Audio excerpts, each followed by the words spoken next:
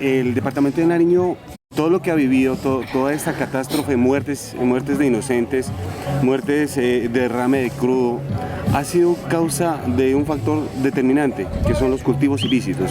¿Qué ha pasado con esa toma de decisión que está dentro del proceso de paz, que es la sustitución de cultivos o la erradicación de cultivos?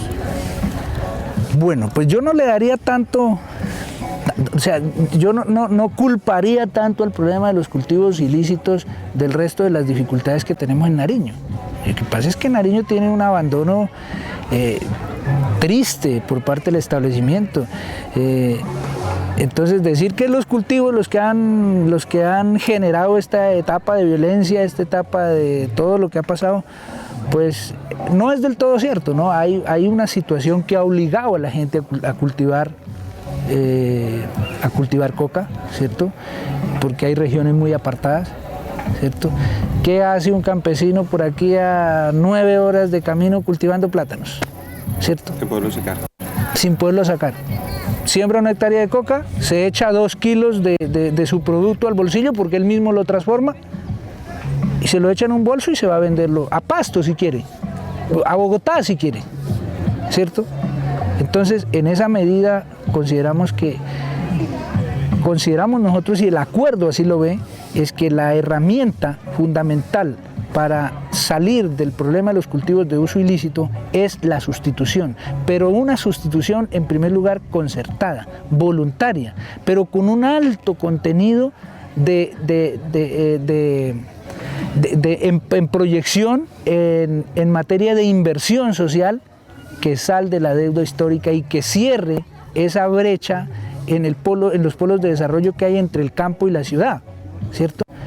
Para que sean factibles unos proyectos que realmente sustituyan no tanto el cultivo, sino la economía, ¿cierto? La economía de la coca que es pues lo que le ha dado a la gente para vivir. Entonces hay que resolverle el problema a la gente y en eso estamos encaminados en cuanto a la implementación del punto 4, ¿cierto? Que es, bueno, unos proyectos, ¿cierto?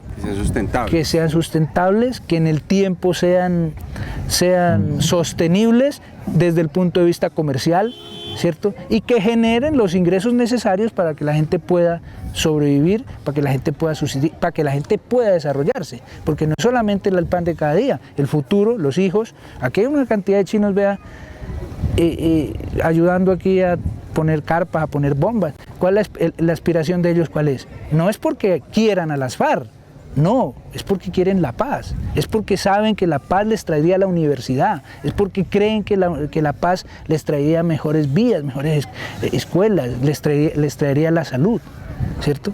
Ramiro, parte de lo que usted me dice es cierto, pero dentro de toda esta confrontación, las víctimas también, hoy, cuando ustedes, después de 6 años de todo este proceso que se ha vivido, ya cerca de 3-4 meses sin disparar una sola bala, piden encontrar a esas personas que desaparecieron de esas zonas rurales, que fueron víctimas del conflicto armado. ¿Qué ha pasado? Sí, pues también en materia de víctimas, y se dice y dice en todos los preámbulos de los acuerdos, pero también en los contenidos de los acuerdos, se tiene establecido que el centro de la implementación de los acuerdos son las víctimas. Por eso se priorizan las zonas de mayor afectación del conflicto, ¿cierto? Pero en materia de lo que tú me dices, también hay un sistema, ¿cierto?, que se llama el sistema integral para la... dentro del punto que se llama víctimas, hay un sistema, se establece un sistema de reparación, justicia, verdad y no repetición, que busca saldar, como le digo, de alguna manera, digo de alguna manera porque es que la guerra ha dejado secuelas considerables, ¿cierto? Personas que tal vez nunca van a aparecer, ¿cierto? pero que busca poner en el centro las víctimas para con ellas construir un sistema de reparación. ¿Ustedes ya han hecho esos acercamientos con las víctimas? Sí, desde el momento en que se discutió en La Habana estos puntos, la opinión de las víctimas fue muy tenida en cuenta. Usted recuerda las audiencias que hicieron en Cuba, pero también las que hicieron en la Universidad Nacional acá como parte de los insumos tenidos en cuenta para el desarrollo del punto 5 de víctimas.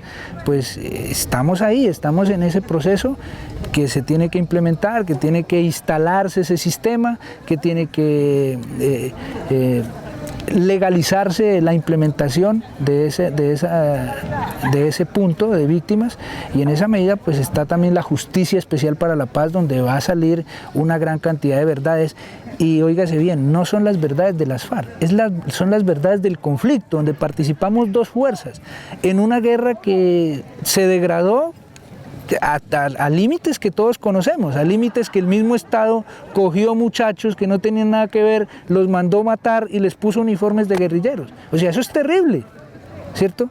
Y eso ha ocurrido en la confrontación. Aspiramos a que todo eso sea tenido en cuenta y que las víctimas realmente sean el centro de atención de estos acuerdos. Hoy a estas víctimas que nos están viendo, que pueden confiar en eso, en que va a haber una reparación integral por parte de su movilización. En lo que corresponde a nosotros, al igual que estamos comprometidos en todo el proceso de paz, con la misma convicción que estamos aquí en esta zona veredal sin terminar, con esa misma convicción vamos a aportar lo que esté a nuestro alcance para reparar a las víctimas desde el punto de vista social, desde el punto de vista psicológico, si se quiere, desde el punto de vista económico, porque también eso debe ser tenido en cuenta, ¿cierto?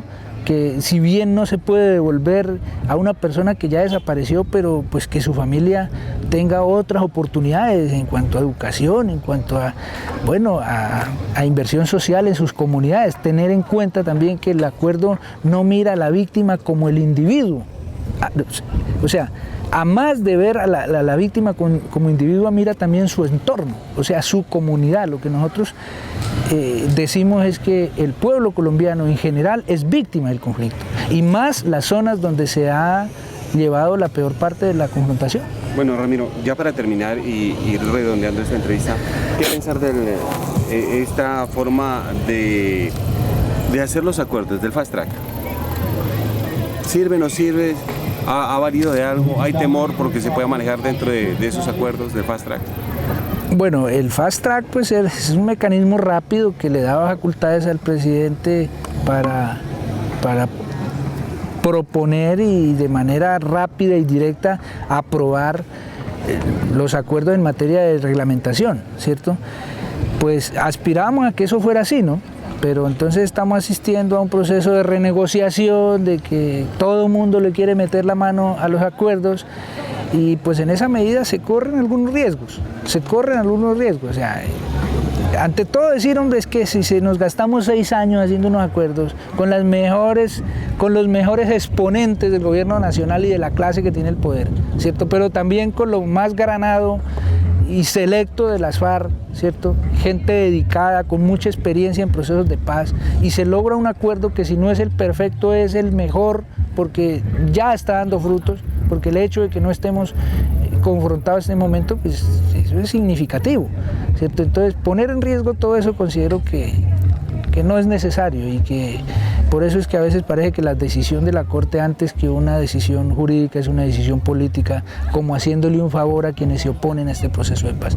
Yo no soy jurista y tal vez no entienda mucho sobre las decisiones que se toman, pero toda decisión jurídica obedece a una situación política, ¿cierto? Hay temor por lo que viene de aquí en adelante, ya cuando ustedes, escasos, hablemos de un año, entren ya a la vida política, temor por sus vidas, temor por lo que va a pasar de aquí en adelante. Hermano, más que temor es los espejos, como dicen, que tenemos al frente, ¿cierto? Y vamos a empezar por algo.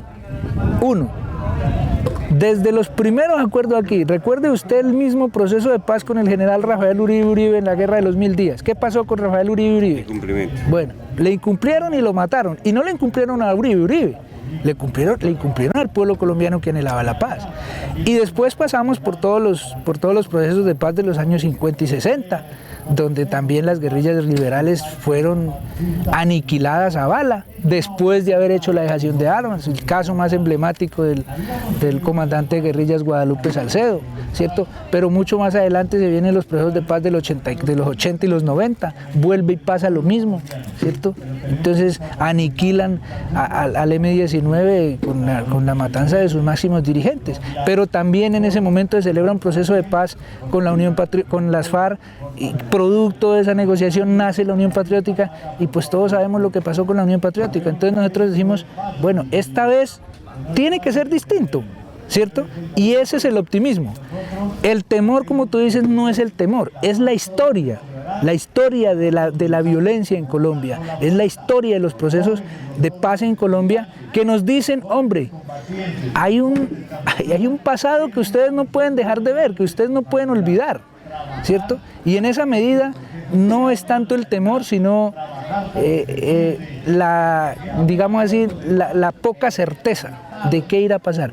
Pero sumémosle a eso que es que lo que va corrido del año van hasta anteayer, me parece, 47 líderes asesinados en lo que va corrido del año.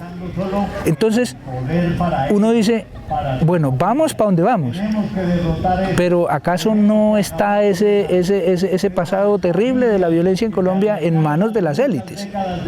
Ramiro, lo invito a que a esa comodidad que lo está viendo allá, después de haber militado, y cuando se cumplen 53 años, decirle al pueblo colombiano, decirle al pueblo de Nariño que hay una esperanza de paz, que se puede cambiar las cosas siempre y cuando haya una reflexión sobre lo que el Estado ha hecho con este pueblo.